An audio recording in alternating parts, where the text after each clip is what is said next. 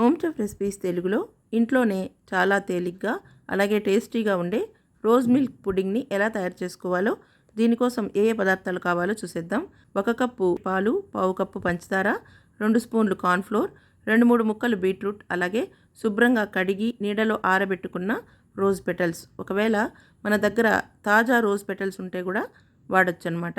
అలా లేనప్పుడు మాత్రం ఇలా స్టోర్ చేసుకుని వాడుకోవచ్చు. ఇప్పుడు 1 కప్పు నీళ్ళుని ఒక గిన్నెలో వేసుకుని అందులో రోజ్ పెటల్స్ 2 గుప్పెళ్ళు కానీ లేదా ఒక పావు కప్ అయినా వేసుకుని కొద్దిగా మరిగేటప్పుడు 2-3 ముక్కలు బీట్రూట్ని వేసుకోవాలి. దీన్ని మాత్రం మనం ఎక్కువసేపు ఉంచకూడదు. అందుకే సగం వరకు రోజ్ పెటల్స్ వేసిన నీళ్లు మరిగిన తర్వాత అప్పుడు మనం ఈ బీట్రూట్ ముక్కల్ని వేసుకోవాలి. ఇప్పుడు సగం వరకు ఇందులో ఉన్న రోజ్ పెటల్స్లోని ఈ రోజ్ రంగంతా నీళ్ళలోకి రావడం స్టార్ట్ అయ్యేటప్పుడు పావు కప్పు పంచదార కూడా వేసేసుకుని మరి కాసేపు మరగనిద్దాము. ఇది మరొక 2-3 నిమిషాలు మరిగితే సరిపోతుంది.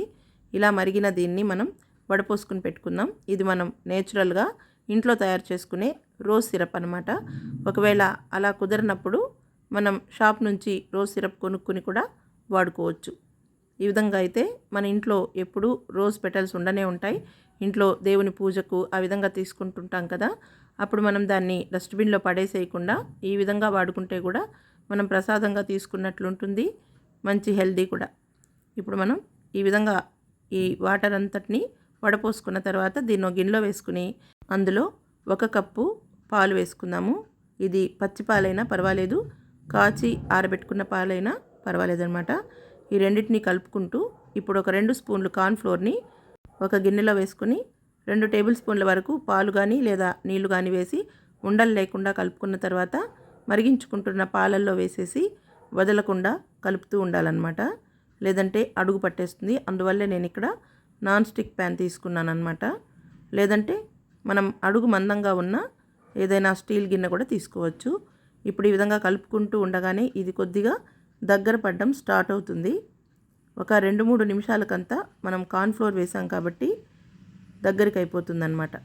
ఈ విధంగా కలుపుకుంటూ బాగా క్రీమీ టెక్స్చర్ వచ్చేంత వరకు దగ్గర పడిన తర్వాత స్టవ్ కట్టేసి దింపేసుకోవాలి. దీన్ని మరీ వేడిగా కాకుండా కొద్దిగా గోరువెచ్చగా అయినప్పుడు సర్వింగ్ బౌల్లోకి వేసేసుకుని దీనిపైన ఐస్ క్రీమ్ కానీ లేదా క్రీమ్ కానీ వేసుకోవచ్చు. లేదంటే చాక్లెట్ సిరప్ కూడా వేసుకోవచ్చు. లేదంటే ఆరియో బిస్కెట్ల మధ్యలో క్రీమ్ ఉంటుంది కదా, అదైనా పెట్టుకుని దానిపైన చాప్ చేసుకున్న డ్రై ఫ్రూట్స్ వేసుకుని సర్వ్ చేసుకోవటమే. దీన్ని కూల్గా అయినా ఫ్రిడ్జ్లో పెట్టుకుని తీసుకోవచ్చు. లేదంటే కాసేపు మనం మట్టి గిన్నెలో వేసుకుని కూడా తీసుకోవచ్చు. ఆ విధంగా నేచురల్గా కూల్ అవుతుంది. కాకపోతే దానికి కొంచెం టైం పడుతుందన్నమాట. బయట కొనటం కన్నా మనం చాలా తేలిగ్గా తక్కువ ఇంగ్రీడియంట్స్తోనే చాలా తక్కువ ఖర్చుతో తయారు చేసుకోవచ్చు. ఈ రెసిపీ మీరు తయారు చేసి చూసి ఎలా వచ్చిందో కామెంట్ చేయండి, షేర్ చేయండి, లైక్ చేయండి. మరిన్ని వంటల కోసం మా హోమ్ చెఫ్ రెసిపీస్ తెలుగు ఛానల్ని సబ్స్క్రైబ్ చేసుకోండి.